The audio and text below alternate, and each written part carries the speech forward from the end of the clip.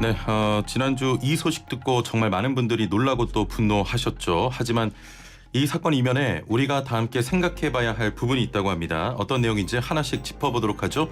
서울시 공익법센터 김도희 센터장과 함께합니다. 안녕하세요. 안녕하세요. 서울사회복지공익법센터 김도희입니다. 예.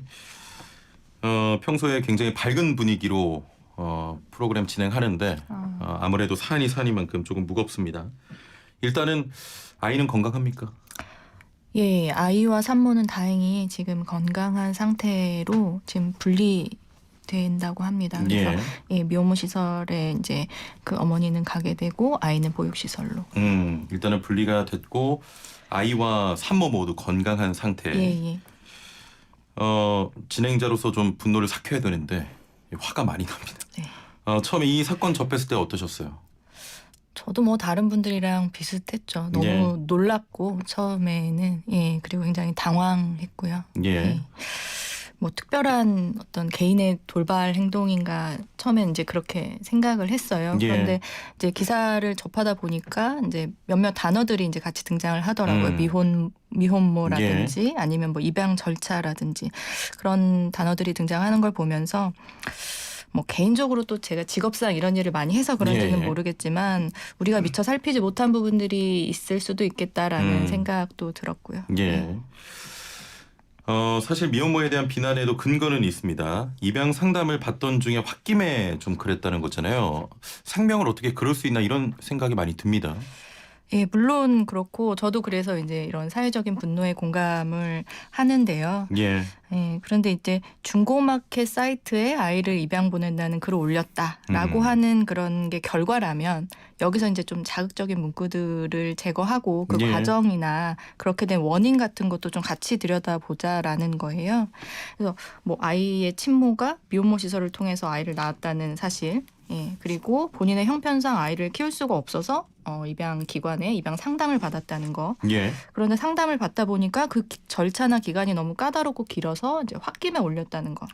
그리고 또 이제 원희룡 지사가 발표를 했었는데 출산이 임박해서야 그 미혼모가 그 임신 사실을 알았다고 한다는 것까지를 봤을 때 제 주위에서도 아주 간혹이지만 임신을 뭐 5개월, 6개월 때 알았다라고 하는 것도 있거든요. 주로 이제 뭐 미혼 상태거나 미성년 상태인 경우에 그렇지만 어쨌든 그런 케이스들을 듣기도 하는데 이렇게 원치 않았던 임신, 예상치 못했던 임신, 그리고 뭐 당장 한두 달 뒤에 내 몸에서 아이가 태어난다는 그런 사실을 처음 접했을 때 어떤 그 엄마가 초연하게 받아들일 수 있을까 너무 두려울 것 같고 사실 저부터도 막 멘붕에 빠지거나 경솔한 판단을 할 수 있을 것 같다는 생각도 한켠으로는 또 해봅니다. 그래서 입양에 대한 상담 내용이 어땠는지 지금 구체적으로 나온 거는 없어요. 그렇지만 일반적으로 미혼모 시설에서 아이를 낳고 입양을 보내려면 첫 번째는 출생신고를 해야 되고요. 그 부분이 조금 맹점인 것 같기도 하거든요.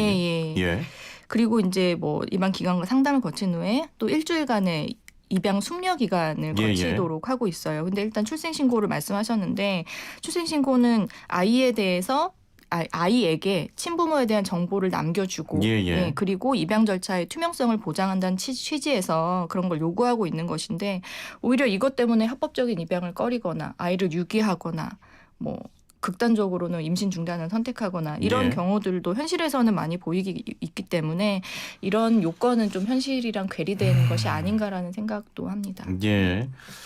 자, 말씀을 듣고 보니까 이게 개인의 일탈로만 보기는 좀 힘들 것 같다 이런 생각이 드는데 특히 미혼모가 입양을 수고하는 기간에 좀 심적 부담이 얼마나 클까 이런 생각도 들거든요. 어떻게 보십니까? 그렇죠. 이런 숙려 기간 중에 우리가 잘 알고 있는 게 그 이혼 숙려 기간이잖아요. 사주해 봅시다라고 하는. 근데 그게 이제 이 이혼이 뭐 최선의 선택인지 충동적인 건 아닌지 나중에 후회하진 않을지 뭐 이런 거 다른 선택지는 없는지 이런 걸 숙고해 보라는 건데 입양 숙려 기간도 사실 같은 의미거든요. 그래서 출생일을 제외하고 최소한 일주일 동안은 친부모가 아이를 보호하도록 원칙적으로 그렇게 하고 있어요. 그래서 아예 뭐 이 기간에 지원이 없는 거는 아니에요. 가정이나 시설이나 산후조리원 본인이 있는 상태에서 현금이나 현물 같은 걸 지원하고 있는데 문제는 예. 이게 충분하지가 않다는 겁니다. 그래서 결국 본인도 어느 정도 부담을 져야 하는데 기본적으로 이 미혼인 상태의 한부모는 매우 취약한 여러 가지 측면에서 매우 취약한 상태에 있는 거죠. 사회나 뭐 가족 주변의 이런 시선이나 눈총 그리고 뭐 양육이나 미래에 대한 불안으로 굉장히 위축되어 있는 상태고 거기다 입양까지 고민한다는 건 대부분 경제적으로도 어려운 그렇습니다. 상태라는 거잖아요. 예, 그런 예. 상황에서 이런 부담까지 같이 짊어지라고 하는 거는 개인에게는 결코 쉬운 선택지는 아니죠. 예. 참 이 미혼모의 어떤 그 일들을 보면 혼자 그 복통을 느끼다가 혼자 버스 타고 산부인과 가고 참 많이 힘들었을 것 같다 이런 생각도 듭니다. 네. 예. 자, 저희가 이번 사건을 통해서 조금 더 들여다봐야 할 또 지점이 있다면 어떤 게 있겠습니까? 좀 식상할 수도 있겠지만 크게는 제도적인 측면, 그다음에 예. 인식의 측면, 결국은 이 두 가지로 접근을 할 수밖에 없을 것 같아요. 조금 식상한데요. 예. 예. 그런데 다들 또 그렇게 얘기하는 것도 이유가 있겠죠. 예. 이제 입양 특례법을 개정하면서 한 벌써 이제 10년 가까이 됐어요. 그 입양 숙려 기간이 도입되고 입양 허가제를 도입하고 그다음에 이제 예. 국가가 입양을 더 이제 관리 감독 측면을 강화해서 국가가 이제 통제하고 책임지겠다라고 하면서 이제 한 10년 정도가 됐는데 아까 말씀드린 것처럼 법의 애초에 취지와는 상관없이 출생 신고를 입양의 요건으로 하면서 오히려 입양이 음성화된다거나 유기나 방임, 임신 중단 뭐 이런 결과를 초래하기도 한다거나. 그러니까 본인이 아이를 낳았다는 그런 흔적을 남기기 싫어서 그렇죠. 불법으로 유기하거나 이런 일들이 많이 난다는 거죠. 그렇죠. 불법으로 뭐 그냥 어디에 그냥 버리기도 하고 우리 그런 얘기 듣잖아요. 쓰레기 봉지에 아이를 유기한다든지 아니면 베비박스에 이제 버린다든지 뭐 이런 것도 있는 거고. 또 이제 숙려기간 같은 경우도 아예 없을 수는 없을 것 같아요. 그렇지만 그 미혼모라도 아이를 양육하면서 뭐 생계를 그래도 영위할 수 있도록 뭐 임대주택 같은 뭐 주거 보장이라든지 최소한의 양육기간 비용 보장이라든지 또 그때그때 필요한 또 정서적 돌봄이 필요한 시기들이 있거든요. 그래서 그런 또 더 촘촘한 제도적 인프라가 좀 갖춰져야 되지 않나. 일단은 제도적인 인프라가 갖춰져야 될 것 같고 근데 좀 이 부분 들여다보고 싶어요. 입양특례법에 출생신고 계속 말씀하셨는데 그렇다고 또 출생신고를 안 할 수는 없지 않겠습니까? 안 할 수는 없죠. 뭐 그렇기는 한데 그 요건을 반드시 이제 출생신고라는 것으로 했을 때 발생할 수 있는 부작용이 크기 때문에 지금 이제 대안으로 많이 나오고 있는 거는 보편적 출생등록 제도라는 것이거든요. 그래서 뭐 어디 가족관계 등록부나 이런 호적에 올라가는 게 아니고 일단은 아이가 출생했다는 거. 대부분 지금은 이제 병원에서 출생을 하잖아요. 그래서 다른 나라들 보면 병원에서 바로 이제 뭐 행정기관에 출생 통보를 하게끔 하는 그런 제도를 두고 있는 나라들이 많이 있거든요. 그게 지금 대안으로. 그것도 이제 뭐 정부에서도 적극적으로 고려하겠다고 발표를 한 상황이고요. 자, 지금 제도적인 또 말씀하셨고 인식적인 부분은 어떤 게 있을까요? 이제 미혼모라고 하잖아요, 우리가. 근데 최근에 보면 서울시도 그렇고 경기도도 그렇고 그런 표현이 잘못된 것이다. 그래서 비혼모나 비혼부라는 표현으로 바로잡겠다라고 최근에 또 이제 발표를 한 게 있어요.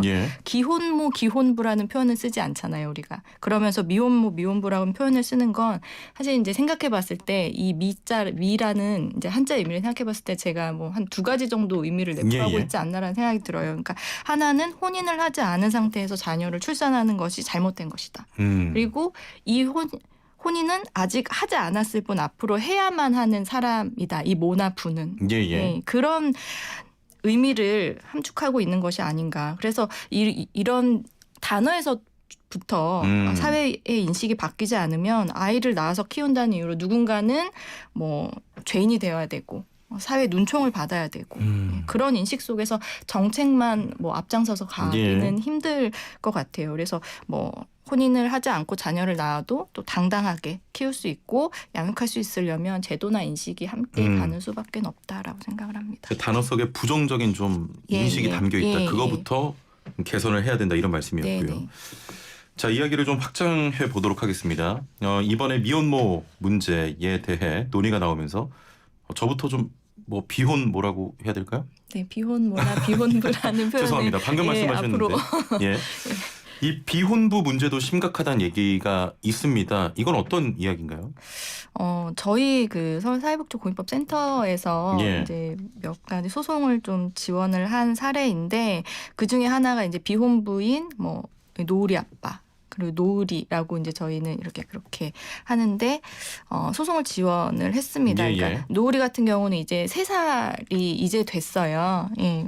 처음에 옆집 주민이 사흘 밤낮으로 애가 계속 우니까 이게 아동 학대가 아닌가라고 경찰서에 신고를 해서 이제 발견이 된 케이스거든요. 근데 가서 들여다 보니까 노을이 친모가 아이를 놓고 이제 아이를 버리고 갔고 그래서 노을이 아빠 혼자 노을을 데리고 있었는데 이 아이 때문에 일용직을 원래 이 아빠가 하고 있었거든요. 일은 못 나가고 또 분유 기저귀는커녕 월세 20만 원 낼 돈이 없고 그 상태에서 노을이 아빠도 이제 우울증 상태로 계속 그 이러지도 저러지도 못하고 그 부자가 계속 그 집에 방치되어 있었던 상태였던 거예요.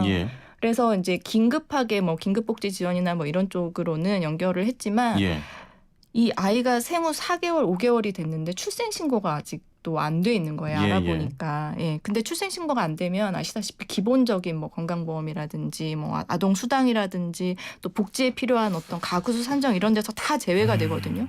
예방접종도 못하고 어린이도 못 가고 이런 최소한의 복지를 받을 수가 없기 때문에 출생신고를 하기 위한 소송을 했는데 그게 이제 2년이 넘게 걸린 거죠. 그래서 이제 노을이는 겨우 출생신고를 한 몇 달 전에 하게 됐고 하지만 여전히 그렇지 못한 아이들 많고요. 어떻게 보면 좀 사각지대 같기도 한데 그런 부분을 좀 보완할 수 있는 대책이 나와야 되지 않겠습니까? 그래서 뭐 아무것도 안 하고 있는 건 아니고 정부에서도 이제 법무부도 지금 비혼부에 대한 출생신고가 매우 가족관계등록법상에 까다롭게 되어 있거든요. 그래서 그 부분 자체가 까다롭나요? 그러니까 원래는 그 아이가 태어나면 혼인 외자의 경우에는 그 엄마만 출생신고를 친모만 할 수 있게 되어 있고 친부가 하려면 그 엄마의 성명, 주민등록번호, 등록기준지 이런 정보를 하나도 몰라야만 가정법원의 허가를 받아서 가능하도록 되어 있어요. 근데 이게 너무 복잡하고 혼자서 진행하기 힘들잖아요. 그래서 이제 법무부에서도 가족관계등록법을 개정해서 이런 요건을 좀 완화하겠다 뭐 이런 의지도 보이고 있고요. 그리고 이제 며칠 전에 복지부에서 또 이제 발표를 했어요. 비혼부가 자녀를 양육하는 경우에는 출생신고를 하기 전이라도 뭐 유전자 검사 결과라든지 아니면 이제 소송을 한다라는 뭐 소장이라든지 뭐 이런 걸 제출하면 기본적인 아동 수당이나 보육료나 뭐 양육 수당 같은 거를 받을 수 있게 됐습니다만 근데 이 노린애만 보더라도 몇십만 원을 들여서 유전자 검사를 해야 되고 뭐 시간과 비용이 뭐 진짜 2년 넘게 걸렸거든요. 이 소송도. 그런 걸 다 이제 감내를 해야 되고 특히 이제 노을이 아빠는 문해 능력도 낮았는데 이 분이 혼자서 이런 거를 할 수 있다라는 건 사실 좀 어렵죠. 그런 부분도 있고 지금 월세 20만 원 내기도 좀 벅찬 상황에서 다행히 이번에 임대주택으로 이사를 다행입니다. 하셨어요. 너무 다행이죠. 자, 이야기 조금 돌아가서 비혼부죠? 죄송합니다. 이 비혼부가 우리나라에 얼마나 있습니까? 지금 뭐 통계상으로는 한 8,400명 정도라고 8,400명. 되고 있는데 사실 그게 다는 아닐 거예요. 왜냐하면은 그 조손, 그러니까 할머니, 할아버지 혹은 다른 이제 친척 이름으로 출생신고를 해서 양육하는 경우도 있을 거거든요. 그래서 그리고 또 이분들이 다 이제 소송을 해서 뭐 법원에 인용을 받아서 지금 출생신고를 한 상태도 아니에요. 법원에 소송을 하기도 어렵거니와 소송을 한다고 해도 법원에서 인용되는 율이 15% 정도밖에 안 돼요. 그래서 노을이 아빠도 아까 이제 친모의 정보를 알고 있으면 안 된다고 했잖아요. 예, 예. 그 이유 하나랑 또 친모가 법률상 남편이 알고 보니 있다. 뭐 이런 이유로 이제 계속 이제 거부를 당해서 소송이 2년까지 끌어왔던 거죠. 예. 아, 참 이야기도 기가 막히지만 이런 식의 제도상의 허점들이 또 많이 있죠? 네, 뭐 또 하나 이제 사례를 말씀을 드리면 저희 그 센터에서 수행한 소송인데 엄마, 아빠, 자녀 4명인 6인 가구가 있는데 이 중에 첫째 아이가만 성이 다릅니다. 가족관계 등록부를 떼면 남남으로 나오는 거예요. 예. 실제 친자인데. 예. 그게 엄마한테 그 당시에 다른 법률상 남편이 있었다라고 해서 그 아이는 성도 다르고 아예 남남이고 복지 서비스 같은 것도 굉장히 어려운 가정인데 아무것도 받지 못하고 그래서 유전자 검사 결과가 아무리 99.999%로 친자 관계입니다라고 나와도 법원에서도 구청에서도 그걸 인정해주지 않는 상황 그런 사례가 있었죠. 예. 어떻게 그러면 그런 사례를 극복하기 위해서 뭐 소송이나 이런 걸 했습니까? 소송을 이것도 한 2년 정도 했고요. 한 뭐 100 몇십만 원 정도 들여서 이제 각각 그 뭐 엄마 아빠 그다음에 이제 형제 자매끼리 친자 관계가 맞다라는 유전자 검사를 했어야 됐고 그다음에 이제 뭐 한 2개 정도 소송을 해서 판결을 받아서 또 이제 얼마 전에 출생신고를 이제 새로 했습니다. 기존의 가족관계 등록부는 폐쇄를 하고 다시 출생신고를 10 몇 살 초등학생인데 다시 출생신고를 하고 다시 새로이 그 가족관계 등록부를 창설을 했죠. 예. 아니 그 지금 서울사회복지공익법센터에 들어오는 이런 사례들은 얼마나 돼요? 뭐 한 달에 많습니까? 이런 건수가? 그 정도로 한 달에 몇 건 정도로 많지는 않은데 사실 뭐 저희가 그런 사건을 다 하는 것도 아니고요. 생각보다는 많습니다. 저도 이제 센터에서 일을 하면서 이렇게 가족관계 등록부가 제대로 안 돼 있고 출생신고가 안 돼 있고 실종 선고돼서 사망 처리되어 있고 이런 사안들이 왜 이렇게 사례들이 많지라는 것은 사실 피부로 느끼고 있고 여러분도 느끼실 거예요. 뭐 TV 드라마에 나오는 그 4인 가족 이게 많이 줄어든 거는 느끼시잖아요. 그래서 뭐 통계를 보더라도 1인 가구가 30%가 넘고 또 이제 특히 취약 가구의 경우에는 그 중에서 한 절반 정도는 이제 1인 가구다. 뭐 이렇게 되어 있고. 이제 혈연 기반이 아닌 가구라든지 아니면은 뭐 동물과 반려하는 가구라든지 되게 다양한 이제 가족 형태가 있는데 여전히 이제 이 제도가 현실을 따라가지 못하는 이제 4인 가족 기준으로 기본으로 되어 있으면서 좀 문제가 또 발생하는 측면이 있다라고 생각되고 이런 게 좀 정비가 되면 뭐 노을이네 같은 경우도 이제 좀 아니면은 이번에 그 문제가 됐던 이 사건도 좀 막을 수 있지 않았을까라는 생각도 같이 해봅니다. 저는 좀 여쭙고 싶은 게 있는데 사실 인식 개선이라는 게 빠른 시일 내에 뭐 해결되는 것도 아니고 단어 하나 바꿨다고 해서 이게 인식이 바뀔까 사회적인 어떤 문화나 사람들의 생각들이 좀 어떻게 인식 개선 부분에서는 다가갈 수 있을까요? 좀 들으시는 분께 혹시 좀 조언을 해주신다면요. 글쎄요, 저도 이미 이 단어가 입에 붙어 있고 뭐 이런 상황에서 다양성을 좀 인정하는 좀 열린 마음을 가져야 된다는 좀 이런 원론적인 얘기. 좀 말씀하시면서도 좀 민망하신가 봐요. 너무 식상합니다. 그렇긴 한데 사실 저는 이 사건을 보면서 어느 순간부터는 조금 냉정해지더라고요. 냉정하다. 냉정하게 바라보게 되더라고요. 이 국가의 관리 감독 하에서 입양 기간을 통해서 이제 투명하게 진행을 하겠다라는 게 지금으로선 최선일 수 있지만 역사적으로 볼 때는 과거 정권에서도 해외 입양을 매우 적극적으로 권장을 했잖아요. 그 이후에는 뭐 정치적으로 여러 가지 이유들이 있었겠지만 결국 지금에서 하는 평가는 아동 수출이었다라는 그런 부정적인 이제 평가를 하는 걸 보면 그 당시부터 다 우리가 쓰던 말들이고 우리가 자행해 왔던 일들이 아닌가 싶고 그렇다면 지금은 달라졌을까라고 생각을 해보면 그렇지 않은 것 같아요. 어떻게 생명을 중고마켓에 올려서 파느냐 뭐 이렇게 경악을 하지만 같은 생명인데 동물은 상점에서 인터넷에서 버젓이 팔고 있고 사고 팔고 있고 또 뭐 인신매매에 대해서 우리가 되게 흥분을 하지만 예. 노동력이나 뭐 성착취나 또 신용, 경제적 신용을 목적으로 인신매매도 계속 횡행하고 있는데 예. 그래서 이런 것들도 같이 좀 고민하고 생각을 해봤으면 좋겠다. 알겠습니다. 예. 자, 이번 사건 우리 모두가 좀 생각해봐야 할 문제인 것 같습니다. 자, 지금까지 서울공익법센터의 김도희 센터장과 함께했습니다. 감사합니다. 감사합니다.